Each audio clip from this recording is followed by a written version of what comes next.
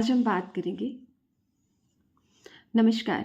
आज हम बात करेंगे रैंडम सैम्पलिंग की सेस 2023 जो कि तारीख 6-7 दिसंबर को होने जा रहा है। स्टेट एजुकेशनल अचीवमेंट सर्वे।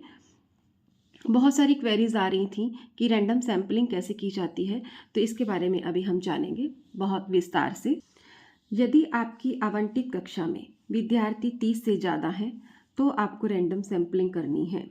फर्स्ट ये बात है कि अगर 30 से कम है तो आपको रैंडम सैम्पलिंग करनी ही नहीं है, 30 से ज़्यादा है तभी करनी है। यदि विद्यार्थी 30 है तो आपको ये नहीं करना है, तो ये प्रोसेस आपको अडॉप्ट नहीं करनी है। फिर यदि आपको आवंटित कक्षा, मान लीजिए आपको क्लास 3rd मिली है, 6th मिली है या 9th मिली है, उसके एक से ज़्यादा सेक्शन मिलते हैं। बहुत सारे स्कूल्स आपको मिलेंगे जहाँ पे एक के A B C, private schools में कि तीन सेक्शन भी मिलेंगे, गवर्नमेंट स्कूल में भी मिल सकते हैं। तो आपको ये निम्न प्रोसेस सेक्शन का सिलेक्शन करने के लिए करनी है। ठीक है, तो सेक्शन का सिलेक्शन कैसे करेंगे? तो पहले जिस भी विद्यालय में आप जा रहे हैं वहाँ से, जैसे कि मान लीजिए आप 6 तारीख को जाएंगे, 6 दिसंबर को आप 6 दिसंबर को विद्यालय जाएंगे, तो सबसे पहले आप संस्था प्रधान से इंट्रोडक्शन करके अपना परिचय देकर उनसे चयनित पहले दिन जो है आपको टीक्यू और एसक्यू भी भरवाने हैं। उसके बाद आप उनसे उनका पिन कोड पूछ सकते हैं कि जिस क्षेत्र में वो विद्यालय स्थापित है। जैसे मान लीजिए हमने जो है एग्जाम्पल के तौर पे पिन कोड लिया 336803।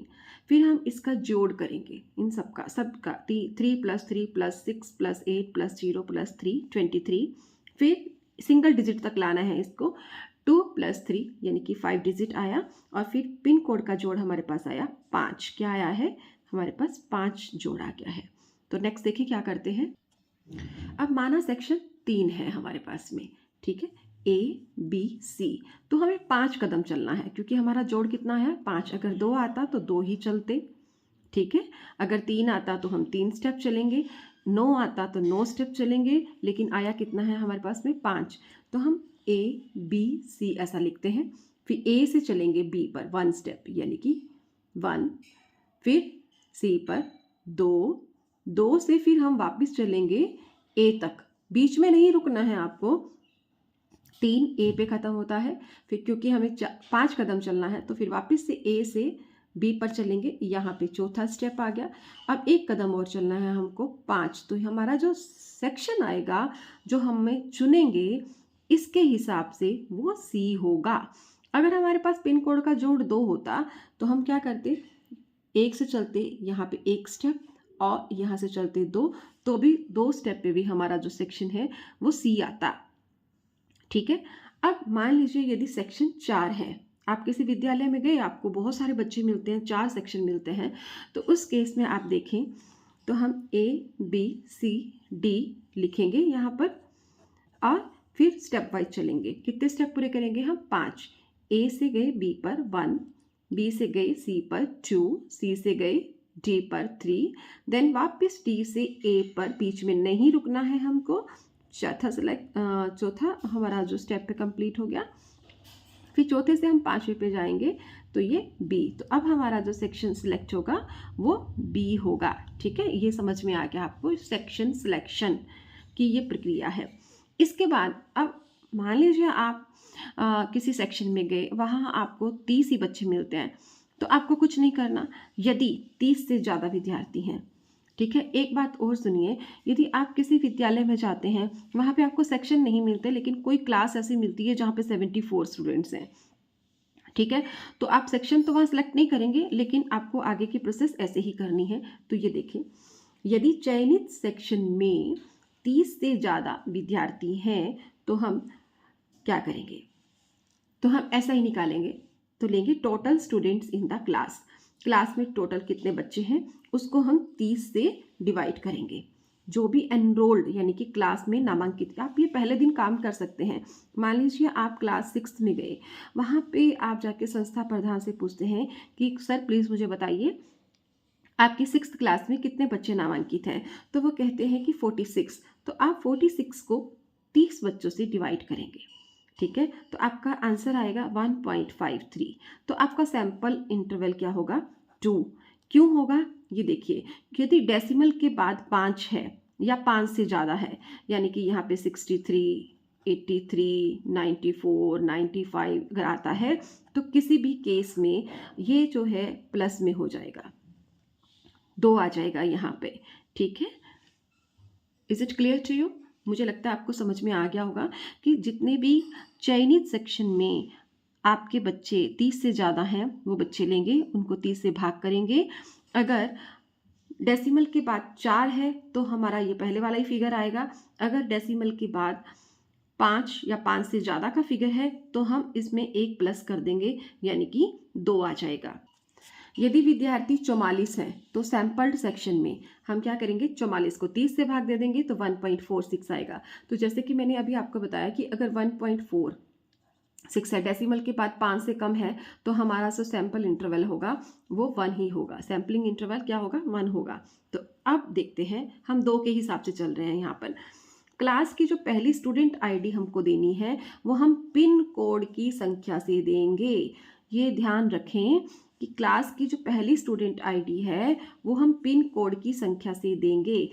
जैसे माना हमने ये पिन कोड लिया था, इसका जो 23 फिर 2 + 3 5 आया था, तो हमारी जो पहली आईडी है वो 5 रोल नंबर को जाएगी।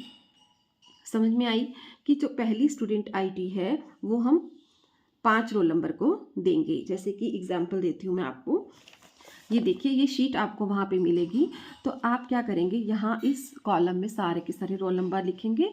यहाँ पे आपको अलॉट स्टूडेंट आईडी देनी है। ठीक है, जैसे मान लीजिए आपको पिन कोड, जो पिन कोड का जोड़ है आपका क्या आया है, 5। तो यहाँ से 5 रोल नंबर लिया और इसके सामने आपने इसको 01 आईडी दे दी। अब आपका सैंपल SI कितना आया है, 46 बच्चों पर वो आया है 2।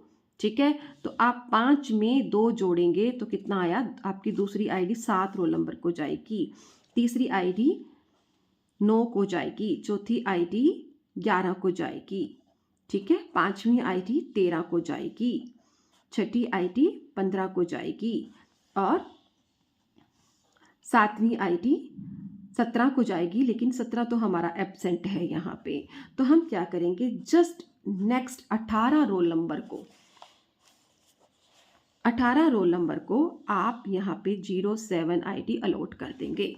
ठीक है, उसके बाद 19, 20, फिर 18, 20 आईडी, 2 को ऐड करते जाना है ना, जैसे 18 में फिर 20 हो गए, तो इसको हम 08 आईडी देंगे। इसको विस्तृत रूप से मैं अभी समझा देती हूँ। मैंने जैसे यहाँ क्लास के रोल नंबर लिखे हैं, देखिए, तो हमने पहली पिन कोड वाले को पहला रोल नंबर दिया, फिर इसमें सैंपल इंटरवल जोड़ दिया, 5 में 2, 7, 9 को 3, 11 को 4, 13 को 5, 15 को 6, 17 हमारे पास एब्सेंट है तो हम 18 को दे रहे हैं। फिर हम 20 को देंगे 8, फिर इसी तरह से 22 को 09, 24 को 10, 26 को 11, 28 को 12, 30 को 13, 32 को 14, 34 को 15, 36 को 16, 38 को 18, 40 को 20, 42 को 22, 44 को 23 और 46 को 24। लेकिन अभी तो हमारे पास 24 ही बच्चे हुए हैं, तो क्या करेंगे, हम वापस से बिगिनिंग से स्टार्ट कर देंगे। तो 46 के बाद हम एक छोड़ते जा रहे हैं, तो आप देखिए 1 छोड़ दीजिए यहाँ पे। ठीक है, तो हमारी 25 आईडी जाएगी 2 को, फिर वापस से 1 छोड़ेंगे, 2 2 4, 26 आईडी इसको जाएगी, 27 इसको जाएगी, 28 इसको जाएगी, 29 इसको जाएगी और 30 आईडी इसको जाएगी। ठीक है, is it clear to you? I hope आप सभी ने इसे अच्छे से समझा होगा और इस वीडियो को 2-3 बार सुनिएगा, आपको बहुत अच्छे से समझ में आ जाएगा। अब बात करते हैं सीटिंग अरेंजमेंट की। आपको 31 थर्ड क्लास के लिए 32, 33 जो है सीरीज मिलेंगी, और 6th के लिए 61, 62, 63, 9th के लिए 91, 92, 93, 94। तो आप ये टेस्ट फॉर्म की सीरीज़ आपको मिलने वाली हैं क्लास वाइज। तो आप बच्चों को ऐसे बिठाएंगे, यानी कि जो आप आईडी दे रहे हैं 01, 02, 03, 04, 05, तो आप इसको 31, 32, 33, फिर यहाँ पे 31 वापस से, यहाँ 05 आएगा तो इसको हम 32 सीरीज देंगे। 06 है तो यहाँ पे 33, फिर 07 स्टूडेंट आईडी है तो वापस से 31, 08 है तो यहाँ पे 32, 09 है तो 33, इस तरह से आप बिठाते जाएंगे। ठीक है, आशा करती हूँ आप सबको समझ में आया होगा। बहुत बहुत धन्यवाद।